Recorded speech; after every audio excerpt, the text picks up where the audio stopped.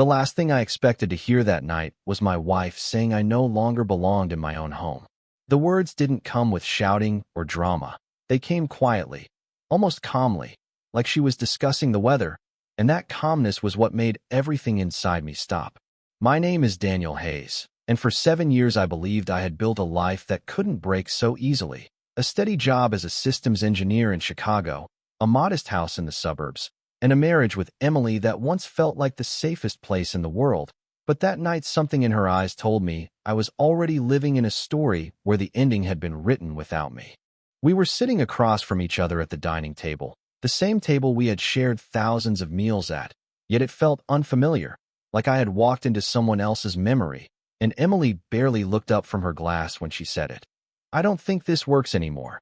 Daniel, you don't feel like my husband."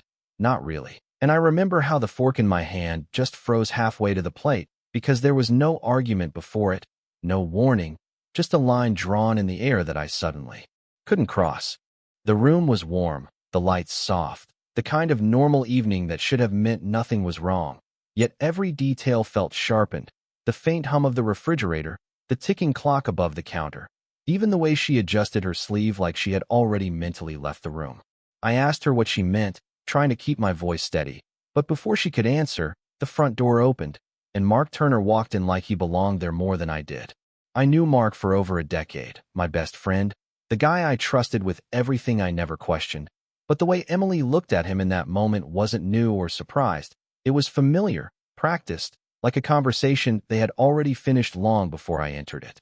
He didn't even hesitate, just set his keys down and nodded at me with that same easy expression I used to call brotherly. Except now it felt like something else entirely, something heavier. Emily finally stood up, smoothing her hair as if preparing for a normal introduction instead of dismantling a marriage, and said it out loud, clear enough that there could be no misunderstanding, that she and Mark were together now, and that I should start thinking about moving out. There was no anger in her voice, no guilt, just certainty, like she had already accepted a future where I didn't exist in her life anymore. I remember looking around the room at the small details we had picked together, the framed photos on the wall, the coffee mug still sitting on the counter from that morning, and realizing how quickly everything could turn into something you no longer belonged to. I didn't yell. I didn't ask for explanations I knew wouldn't matter in that moment.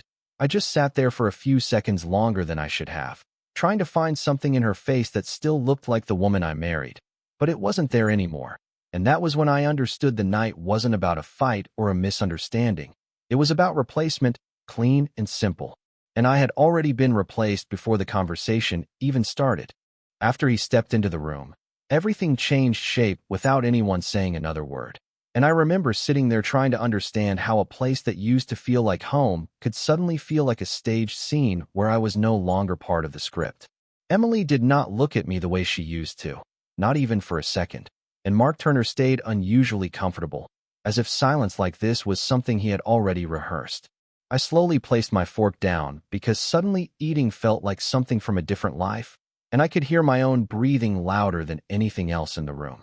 Emily finally broke the silence by saying I should not make this harder than it needs to be, that she had already made up her mind, and that the next steps were simple, practical, and already thought through.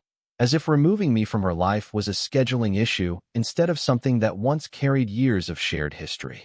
Mark added nothing at first, just leaned against the counter, watching me like he was waiting for me to react in a way that would confirm whatever version of me they had already decided on. I asked Emily when this started, not because I thought the answer would fix anything, but because I needed to understand how long I had been standing in a story that was already ending without me noticing. She hesitated for the first time that night, just briefly, before saying that things had changed over time, that I had become distant, predictable, and not present in the way she needed anymore. Her words were calm, but they carried a weight that made the air in the room feel tighter, and I realized she had practiced this explanation before giving it to me. I looked at Mark then, really looked at him, trying to find the friend I used to trust in his expression, but all I saw was someone who had already chosen a side and settled into it. The strange part was not anger. It was the absence of surprise, like part of me had already sensed this shift long before it became visible. I remember standing up slowly, not because I knew what to do next, but because staying seated felt like accepting a version of myself I did not recognize. Emily said I could take a few days to figure out arrangements, as if generosity was still part of the conversation, but it felt more like distance being measured in polite terms. I walked toward the hallway without responding, passing the framed photographs on the wall that suddenly felt like they belonged to someone else's timeline. Each step away from that room felt less like leaving a conversation and more like being removed from a life that had quietly continued without me noticing the moment it changed direction. Walking away from that room did not feel like a dramatic exit. It felt like a quiet disappearance from a life that was still continuing without me, and by the time I reached my car outside, the night air of Chicago felt colder than I remembered, even though nothing about the temperature had actually changed. I sat inside the driver's seat for a long time without starting the engine, just staring at the reflection of my own face in the windshield, trying to understand when exactly I had become replaceable in a life I thought I had built together. My phone was already lighting up with messages, but none of them were from Emily, and that silence told me more than anything she had said earlier.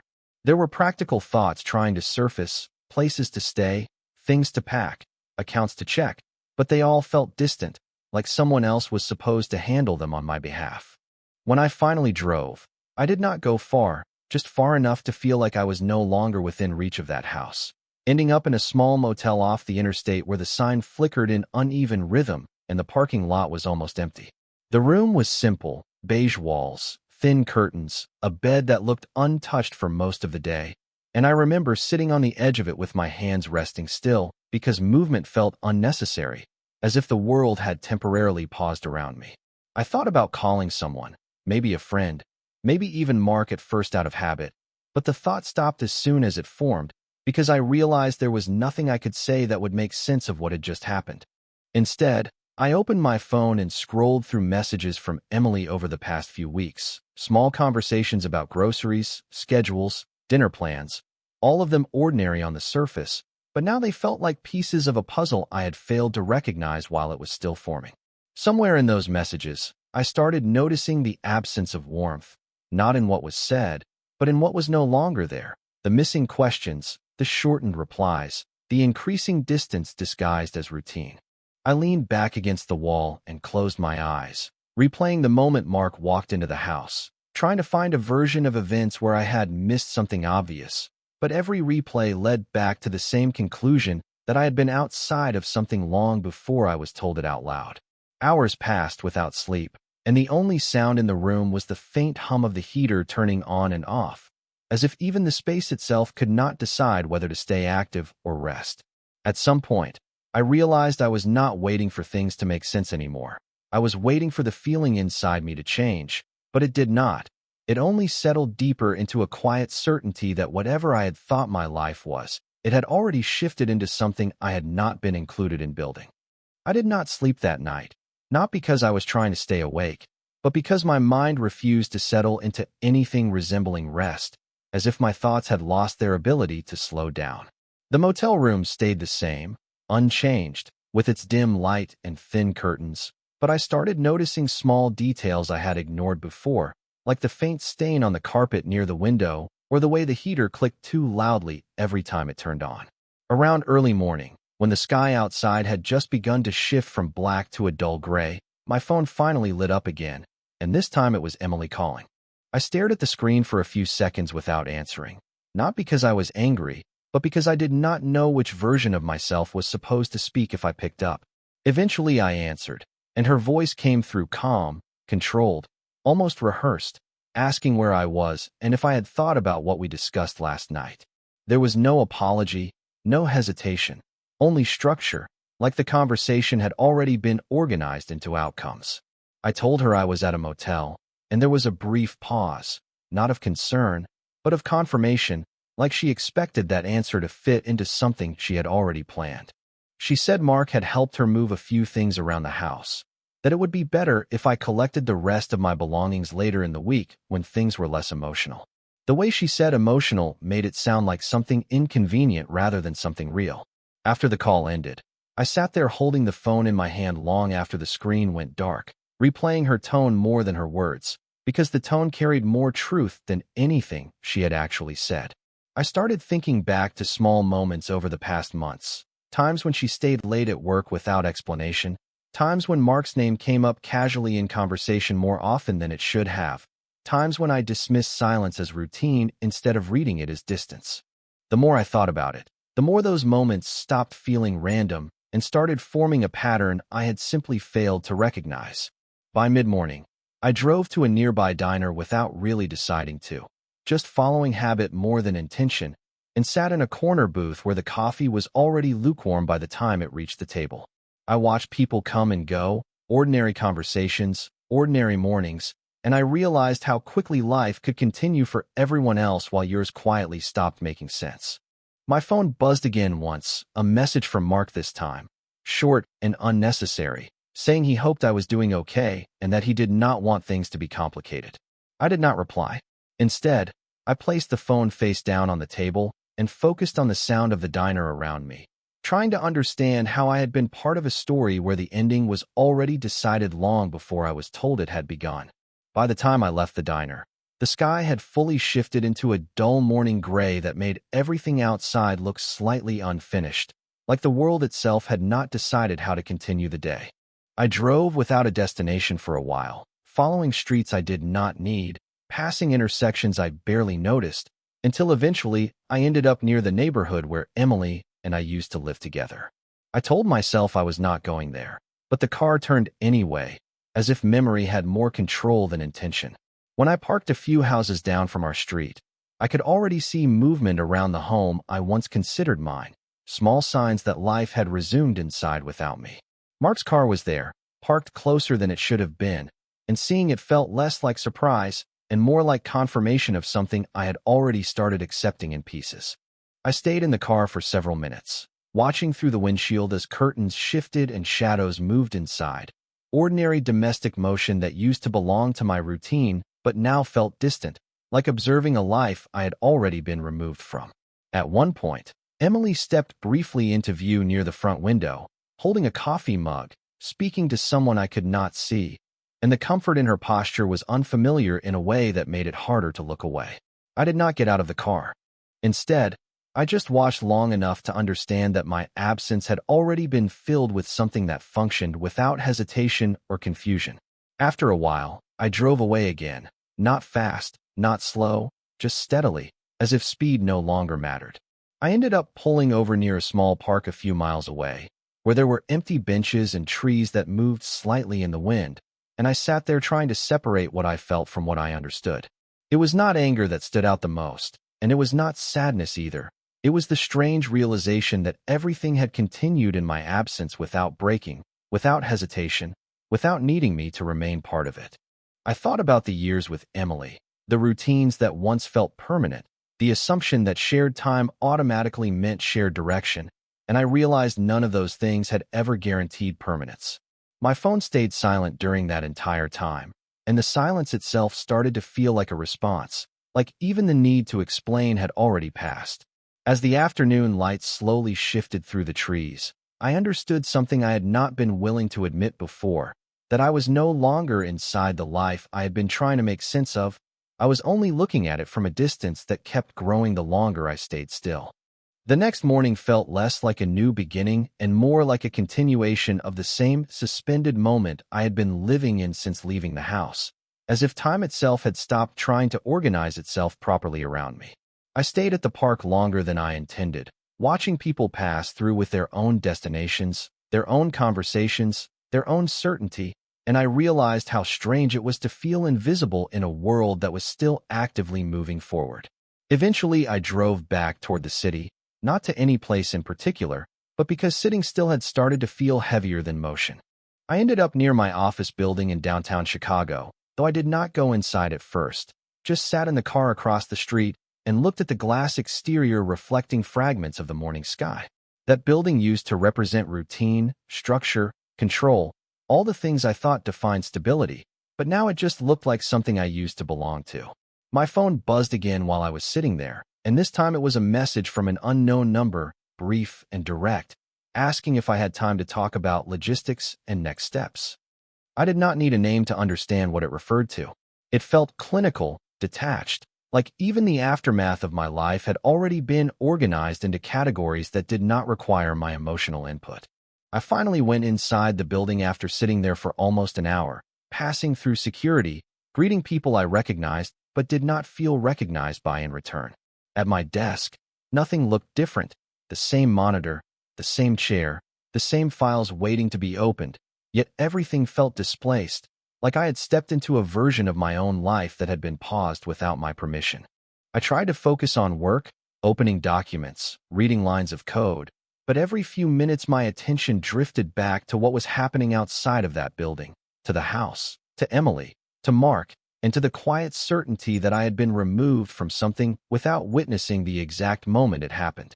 Later that afternoon, I received another message, this time from Emily, stating that I should come by the house the next day to collect the remaining personal items while she and Mark would not be there.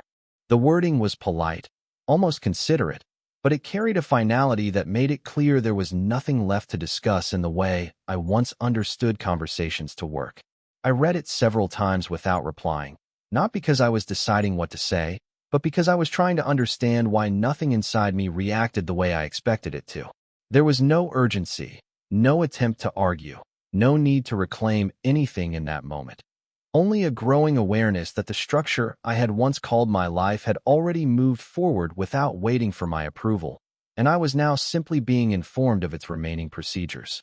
I stopped replying to Emily's messages after that, not out of anger, but because every response I could think of felt unnecessary, like trying to argue with a version of reality that had already been finalized without my participation. The next day moved in a quiet, structured way, and I found myself going through it with a strange sense of detachment, as if I were observing my own life from a distance rather than living inside it. I went into the office briefly, handled only what was immediately required, and left earlier than usual without explaining to anyone why. There was nothing dramatic about my exit, no confrontation, no final statement, just a gradual withdrawal from places that no longer felt connected to anything I recognized as mine. By late afternoon, I drove again without a fixed destination, eventually finding myself near a small coffee shop a few blocks away from the river, the kind of place where people stayed longer than they needed to because leaving required a reason they did not feel like giving. I sat by the window with a cup of coffee I barely drank, watching the street outside, noticing how ordinary everything still looked, how unchanged the world remained despite the internal shift that had taken place in my own. At one point, I opened my phone and saw another message from Mark Turner, this one shorter than the last, stating that he hoped I understood they were not trying to make things worse and that everything had just fallen into place naturally. The phrasing stayed with me longer than I expected, not because it surprised me, but because it confirmed something I had already begun to suspect, that in their version of events, I was not a participant in decisions, but an obstacle that had been moved aside. I did not respond.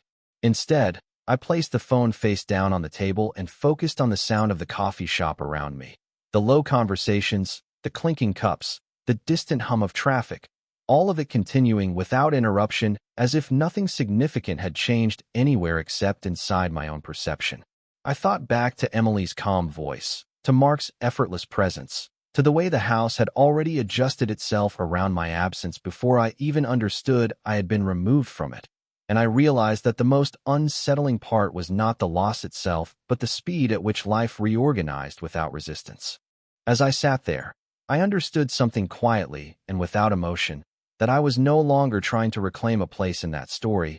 I was only beginning to accept that I was already standing outside of it, looking in at something that would continue perfectly well without me. I left the coffee shop sometime after sunset without really deciding to leave, just noticing that the light outside had changed and accepting that staying longer would not produce any new thoughts or answers.